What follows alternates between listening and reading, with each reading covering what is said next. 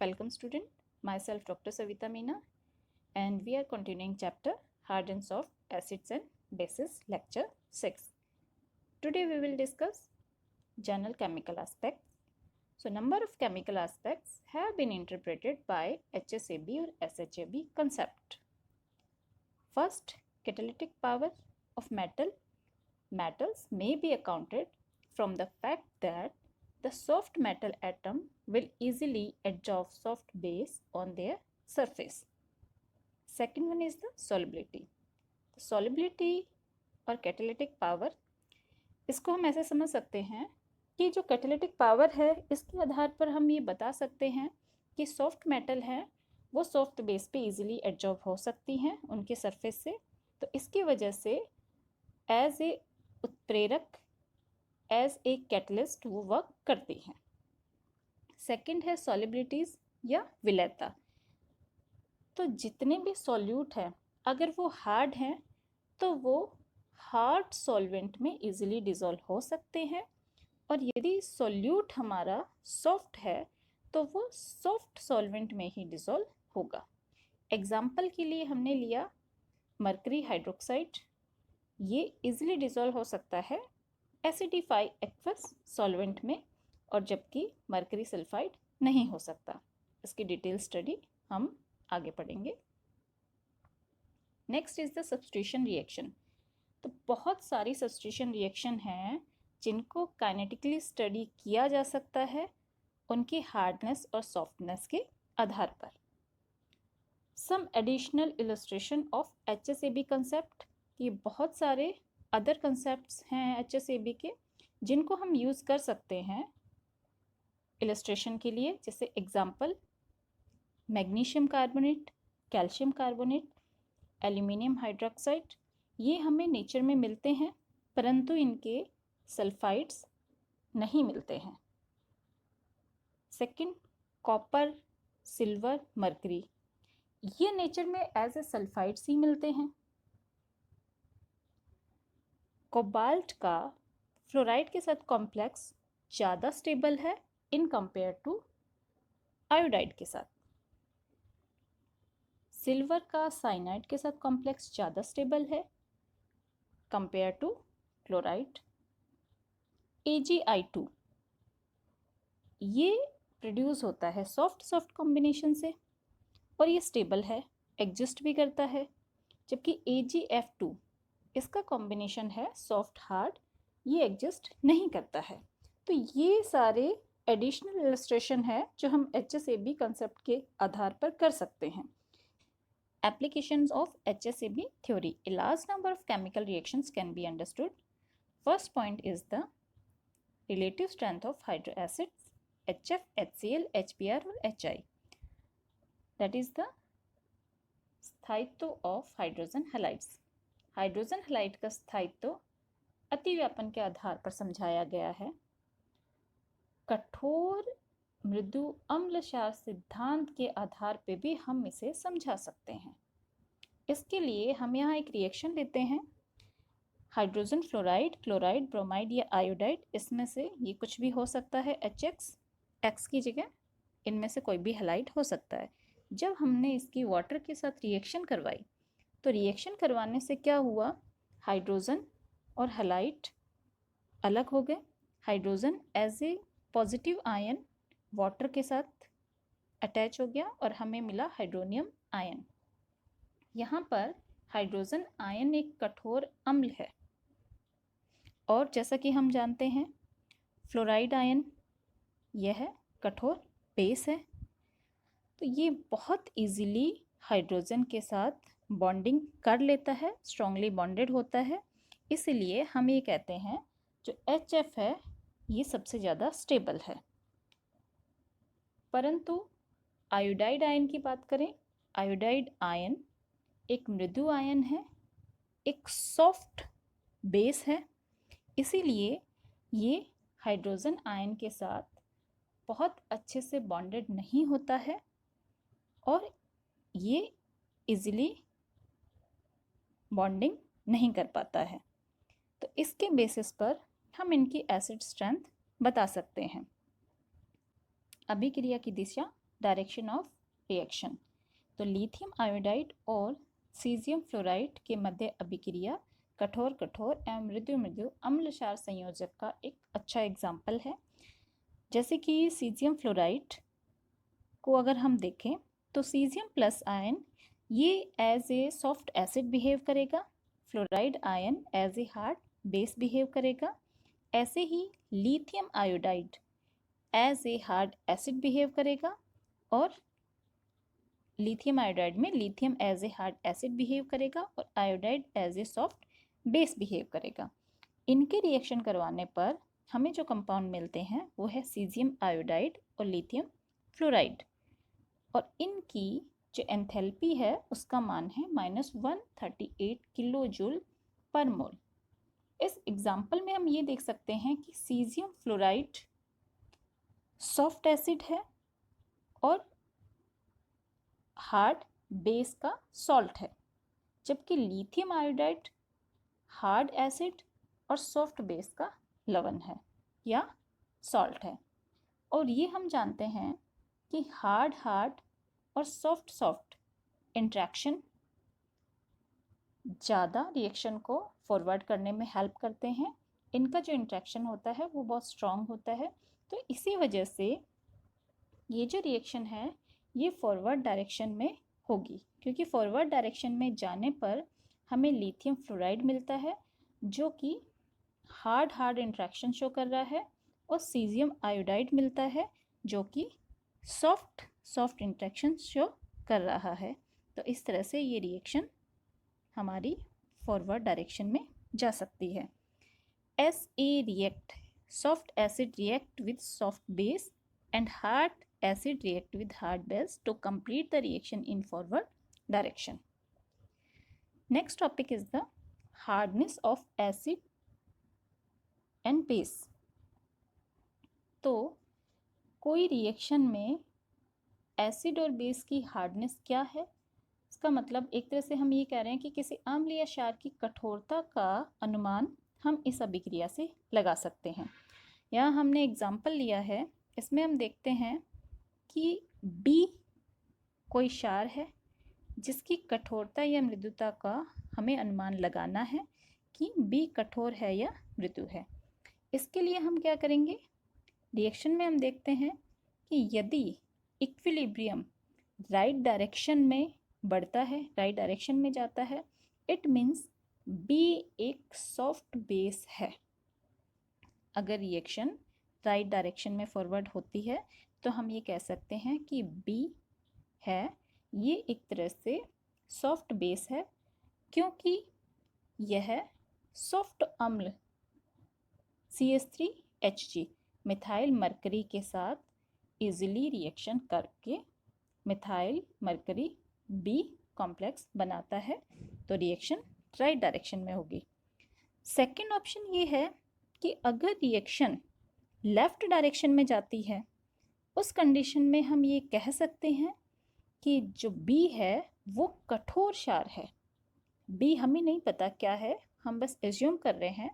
अगर left direction में जाती है तो B कठोर क्षार है, क्योंकि यह कठोर अम्ल H के साथ रिएक्शन करने को वरीयता दे रहा है और BH पॉजिटिव बनाता है। इसलिए रिएक्शन राइट डायरेक्शन में अगर जाती है तो हमारे पास कॉम्प्लेक्स बनेगा मिथाइल मरकरी के साथ, और लेफ्ट डायरेक्शन में जाती है तो हमारे पास बनेगा हाइड्रोजन के साथ। तो इसके आधार पर हम बता सकते हैं कि हमारी रिएक्शन फॉरवर्ड जाएगी, बैकवर्ड जाएगी। इसी आधार पर किसी भी एलिमेंट का हार्डनेस या सॉफ्टनेस हम इजीली बता सकते हैं। Next is the poisoning of metal catalyst, धातु उत्प्रेरकों का विषाक्तन। इसमें यह है कि जनरली हम जानते हैं कि धातु उत्प्रेरक को हम अभिक्रिया के लिए यूज करते हैं। ये कुछ पदार्थों के लिए विषाक्त होना, इनको कठोर कठोर व मृदु मृदु सिद्धांत के आधार पर हम समझा सकते हैं। फॉर एग्जाम्पल हमने लिया पैलेडियम और प्लैटिनम, जो मृदा धातुएं हैं, और हम जानते हैं कि ये एज ए कैटलिस्ट बिहेव करती हैं, वर्क करती हैं, तथा ये बहुत आसानी से carbon monoxide, olefins, phosphine and arsine ligand द्वारा विषाक्त हो जाती हैं। अब इनका विषाक्त होने का रीज़न क्या है? तो ये जितने भी कंपाउंड्स हैं, ओलिफिन, फॉस्फिन, ये सभी मृदु क्षार हैं, ये सॉफ्ट बेस हैं, क्योंकि ये सभी लिगेंड धातु की सतह पर स्ट्रांगली एडजॉर्ब हो जाते हैं।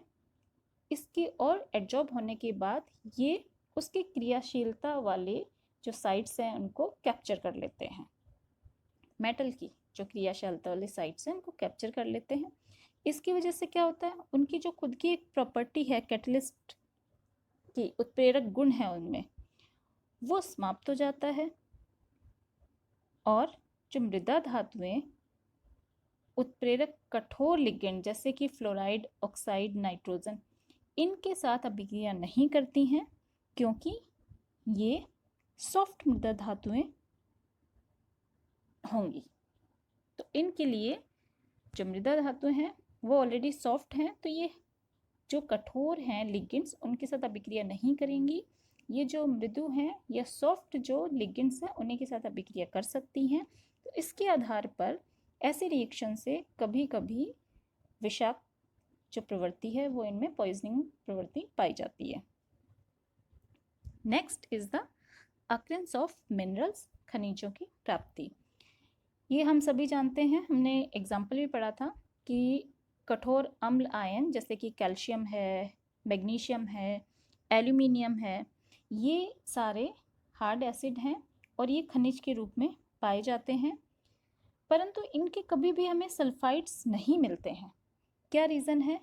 क्योंकि जो सल्फाइड आयन होता है ये सॉफ्ट बेस होता है, तो सॉफ्ट बेस होने की वजह से ये उनके साथ अभिक्रिया नहीं करेंगे, जबकि कैल्शियम, मैग्नीशियम हार्ड एसिड होते हैं, तो ये जो हार्ड बेस हैं कार्बोनेट, ऑक्साइड, इनके साथ अभिक्रिया करके इनके कार्बोनेट्स बनाते हैं, ऑक्साइड्स बनाते हैं।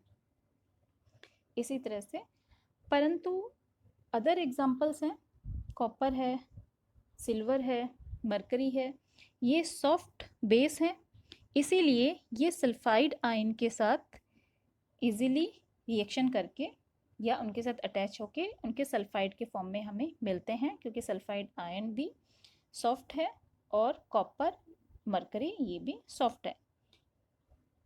कुछ सीमावर्ती एसिड्स होते हैं लाइक निकल, लेड, ये दोनों तरह के खनिजों में पाए जाते हैं, इनके कार्बोनेट्स भी मिलते हैं और इनके सल्फाइड्स भी मिलते हैं।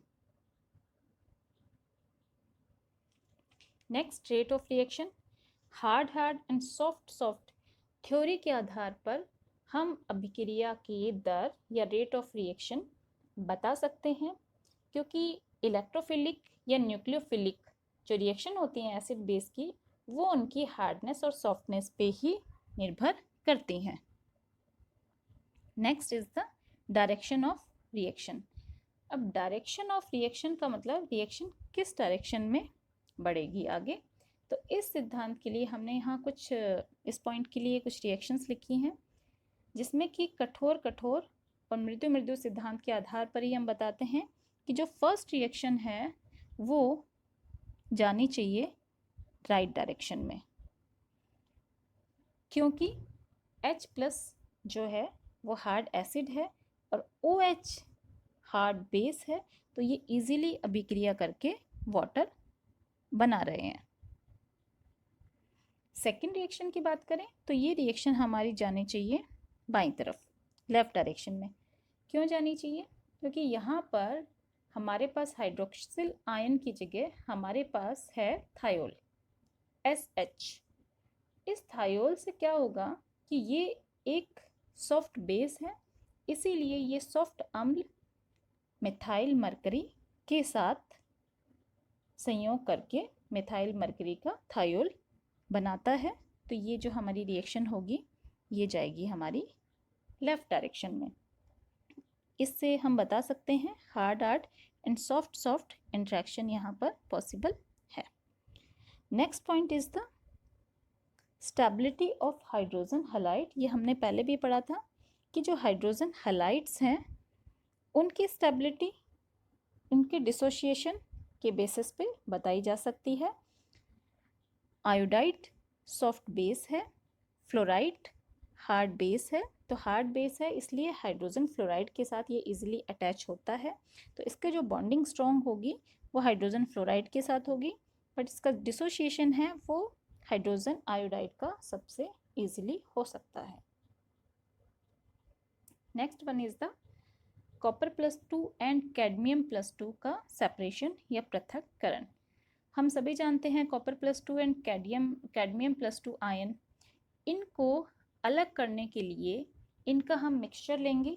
मिक्सचर में हम क्या करेंगे, KCN सॉल्वेंट की प्रेजेंस में, पोटेशियम साइनाइड सॉल्वेंट की प्रेजेंस में H2S गैस फ्लो करेंगे, जिससे क्या होगा, साइनाइड आयन की सॉफ्ट बेस नेचर के आधार पर हम बता सकते हैं कि कौन सा संकुल हमारा स्थायी होगा, कौन सा कॉम्प्लेक्स स्टेबल होगा और कौन सा अनस्टेबल होगा। यहाँ पे हमने रिएक्शन की, कैडमियम प्लस लिया, साइनाइड के साथ रिएक्शन की, तो हमारे पास कॉम्प्लेक्स बना कैडमियम का साइनो कॉम्प्लेक्स और एक हमारे पास कॉपर का cyano complex. Cadmium cyano complex में क्या है, ये हमारा होता है सॉफ्ट इंट्रैक्शन से, कि इसमें कैडमियम और साइनाइड दोनों ही सॉफ्ट है, सॉफ्ट एसिड और सॉफ्ट बेस हैं। जब हम बात कर रहे हैं कॉपर का साइनाइड के साथ संकुल, तो इस कंडीशन में क्या होगा कि ये स्थायी संकुल को बनाने को वरीयता तो देते हैं, परंतु कॉपर साइनाइड का जो संकुल है वो कैडमियम साइनाइड की तुलना में अधिक स्थायी होगा। क्यों होगा, ये कॉम्प्लेक्स जब रिएक्शन करता है H2S की प्रेजेंस में, तो H2S से क्रिया साइनाइड जो कि कैडमियम के साथ अटैच है, वो कैडमियम अभिक्रिया करके सल्फर से कैडमियम सल्फाइड में कन्वर्ट हो जाता है। यहाँ पे हम देख सकते हैं हमने क्या किया, कॉपर साइनाइड और ये हमारा कैडमियम साइनाइड बन गए। उसके बाद जब कॉपर साइनाइड को आगे हमने फर्दर रिएक्शन करवाई H2S के साथ, तो यहाँ कोई रिएक्शन नहीं हुई, और जब हम कैडमियम की रिएक्शन करवा रहे हैं तो रिएक्शन हो रही है, cadmium sulphide as a precipitate हमें मिल रहा है।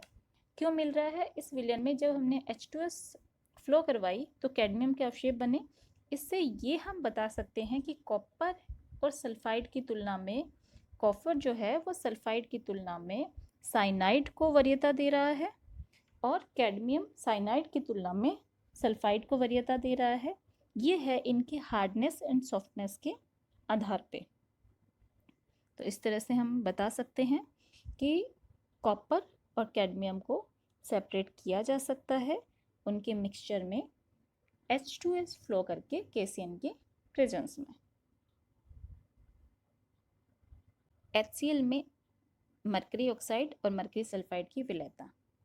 फर्स्ट हम बात करते हैं मरकरी ऑक्साइड का। मरकरी ऑक्साइड में Hg+ सॉफ्ट मेटल है, जबकि ऑक्साइड हार्ड बेस है। इसकी जब अभिक्रिया करवाई जाती है HCl से, HCl में H हार्ड एसिड है और क्लोराइड हार्ड बेस है, तो यहाँ क्या होगा, मरकरी कंबाइन करने की कोशिश करेगा क्लोराइड के साथ, क्योंकि मरकरी हार्ड सॉफ्ट एसिड है और क्लोराइड सॉफ्ट बेस है, यहाँ सॉफ्ट कॉम्बिनेशन हो सकता है, तो ये रिएक्शन हो जाएगी। और साथ में वाटर मॉलिक्यूल अलग होगा, तो यहाँ पर वाटर मॉलिक्यूल में हार्ड एसिड हार्ड बेस है, मरकरी क्लोराइड में सॉफ्ट एसिड सॉफ्ट बेस है, तो ये रिएक्शन पॉसिबल है, ये इसमें इजीली डिसॉल्व हो सकता है। सेकेंड हम बात करें, अगर हम मरकरी ऑक्साइड की जगह मरकरी सल्फाइड लेते हैं, उस कंडीशन में क्या है, मरकरी आयन ये सॉफ्ट एसिड है और जो सल्फाइड है वो सॉफ्ट बेस है, तो ऑलरेडी यहाँ पर सॉफ्ट कॉम्बिनेशन है, तो ये है। स्थाई होने की वजह से जो सॉफ्ट लिगेंड है सल्फाइड, वो दूसरे लिगेंड सॉफ्ट लिगेंड या सॉफ्ट बेस लिगेंड जो क्लोराइड है उसको रिप्लेस नहीं करेगा। इसी तरह से कठोर अम्ल H+ तथा मृदुक्षार सल्फाइड का यहाँ पर कोई संयोग, कोई कॉम्बिनेशन नहीं होगा, तो हम कह सकते हैं मरकरी सल्फाइड HCl में डिसॉल्व नहीं होता है, जबकि मरकरी ऑक्साइड इजीली डिसॉल्व हो जाता है। Next is the ambient basis. तो एम्बिडेंटेड बेसिस क्या होते हैं? इनको हम बोलते हैं उभयदंतुक लिगेंड। तो पहले हमें पता होना चाहिए उभयदंतुक लिगेंड क्या है। लिगेंड की प्रॉपर्टी होती है कि वो मेटल को इलेक्ट्रॉन डोनेट कर सकें। लिगेंड में अगर एक ही एटम ऐसा है जो इलेक्ट्रॉन डोनेट करता है तो हम उसको एक दंतुक बोलते हैं। परंतु उभयदंतुक के केस में क्या होगा, एक टाइम पर एक एटम इलेक्ट्रॉन डोनेट करता है और उस लिगेंड के पास ऐसे दो एटम होते हैं जो कि धातु को इलेक्ट्रॉन डोनेट करके उनके साथ कोऑर्डिनेट बॉन्ड बना सकते हैं। एग्जाम्पल के लिए हमने लिया थायोसाइनेट। ये सल्फर और नाइट्रोजन एटम रखते हैं जो कि as a Lewis acid behave करता है, और जब इनकी किसी मेटल के साथ कोऑर्डिनेट बॉन्डिंग करवानी होती है तो सल्फाइड आयन भी इलेक्ट्रॉन डोनेट कर सकता है और साइनाइड का नाइट्रोजन भी इलेक्ट्रॉन डोनेट कर सकता है। तो थायोसाइनाइड एक उभयदंतुक लिगेंड है। यह नाइट्रोजन के प्रेजेंस में कोबाल्ट के साथ उपसंयोजक कंपाउंड्स बनाते हैं, जबकि सल्फाइड की प्रेजेंस में ये पैलेडियम के साथ में उपसंयोजक कंपाउंड्स बनाते हैं। अदर एग्जाम्पल है interaction will be through the sulphur atom with A soft acid. अगर सल्फर एटम ले रहे हैं तो सल्फर अपने आप में सॉफ्ट है, तो ये सॉफ्ट के साथ ही इंटरेक्ट करने की या बॉन्डिंग बनाने की कोशिश करेगा। और नाइट्रोजन एटम लेते हैं तो वो हार्ड एसिड के साथ बॉन्डिंग बनाने की कोशिश करेगा। एग्जाम्पल हमने लिया क्रोमियम 3। तो क्रोमियम का हमने नाइट्रोजन के साथ बॉन्डिंग की, और इसी तरह से प्लैटिनम की हमने सल्फ़र के साथ बॉन्डिंग की, क्योंकि प्लैटिनम और सल्फ़र दोनों ही सॉफ्ट हैं और क्रोमियम और नाइट्रोजन दोनों ही एज ए हार्ड एसिड और हार्ड बेस हैं। Next one, two predict the course of reaction. ये हम ऑलरेडी पहले रिएक्शन पढ़ चुके हैं कि रिएक्शन जो फर्स्ट है वो जाएगी हमारी राइट डायरेक्शन में, और सेकंड है वो जाएगी हमारी लेफ़्ट डायरेक्शन में। हम ऑलरेडी पढ़ चुके हैं कि लेफ़्ट में जाने का रीज़न और राइट में जाने का रीज़न इनके हार्डनेस और सॉफ्टनेस की बाइंडिंग है। हार्ड हार्ड के साथ बाइंडिंग करेगा, सॉफ्ट सॉफ्ट के साथ बाइंडिंग करेगा। Next, the relative stability of complexes in aqueous solution. हमने दो कॉम्प्लेक्स लिए, कैडमियम का साइनाइड के साथ और एक कैडमियम का अमोनिया के साथ। इनमें से एक्वस सॉल्यूशन में कौन सा ज़्यादा स्टेबल है, ये भी हम हार्ड सॉफ्ट एसिड बेसिस के आधार पर बता सकते हैं। कैडमियम जैसे कि हम जानते हैं सॉफ्ट एसिड है, साइनाइड सॉफ्ट बेस है और अमोनिया हार्ड बेस है। According to HACB principle, hard prefer hard and soft prefer soft. तो यहाँ पर सॉफ्ट एसिड कैडमियम है जो कि प्रीफर करेगा कोऑर्डिनेट करने के लिए साइनाइड के साथ, soft acid with soft base. Now it's clear from the equation. तो जो इनका कांस्टेंट वैल्यू होगी साइनो के लिए, उसका मान है 1.4 × 10⁻19। और अमीन के साथ ये कॉम्प्लेक्स बनेगा तो ये बहुत ज़्यादा स्टेबल नहीं होगा, और इसका स्टेबिलिटी कांस्टेंट जो होगा वो होगा 7.5 × 10⁻8। तो इसका मतलब जो है साइनो कॉम्प्लेक्स है वो कैडमियम के साथ ज़्यादा स्टेबल है। Next is the qualitative analysis. Hard soft acid basis के आधार पर हम जो कैटायंस के ग्रुप्स हैं उनको भी सेपरेट कर सकते हैं। उनको सेपरेट करने का तरीका ये है, जैसे फॉर एग्जांपल हमने ग्रुप सेकंड देखा। ग्रुप सेकंड में जितने भी धातुएं हैं वो सब सॉफ्ट एंड बॉर्डरलाइन एसिड्स हैं।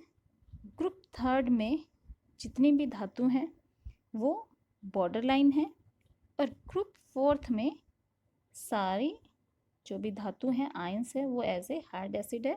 तो हार्ड एंड सॉफ्ट के बेसिस पे हम इनके ग्रुप्स भी डिवाइड कर सकते हैं। जैसे यहाँ हमने एग्जांपल लिया HACB and qualitative analysis. Group first में जितने भी होंगे वो सॉफ्ट होंगे मेटल्स, जैसे कि हमने यहाँ देखा silver, lead, mercury. Group second के बॉर्डर लाइन एंड सॉफ्ट हैं। ग्रुप थर्ड के बॉर्डर लाइन मेटल्स हैं। ग्रुप फोर्थ के हार्ड हैं एंड ग्रुप फिफ्थ के भी हार्ड हैं। तो इस तरह से हम बता सकते हैं कि group first, second, third, fourth, fifth में कौन से हार्ड मेटल्स हैं, कौन से सॉफ्ट मेटल्स हैं, और इनका फर्दर जो प्रेसिपिटेशन है, जो एनालिसिस है इनका, वो हम सेपरेशन कर सकते हैं। ये चैप्टर यहीं कंप्लीट होता है। इसमें हमने पढ़ा लिमिटेशंस के अलावा, लिमिटेशन हम लास्ट क्लास में पढ़ चुके हैं, यहाँ हम पढ़ रहे हैं application of hard soft acid basis, और हमने पढ़ा जो जनरल एस्पेक्ट्स हैं इस थ्योरी के वो। Thank you. नेक्स्ट क्लास में हम नेक्स्ट यूनिट का नेक्स्ट चैप्टर स्टार्ट करेंगे।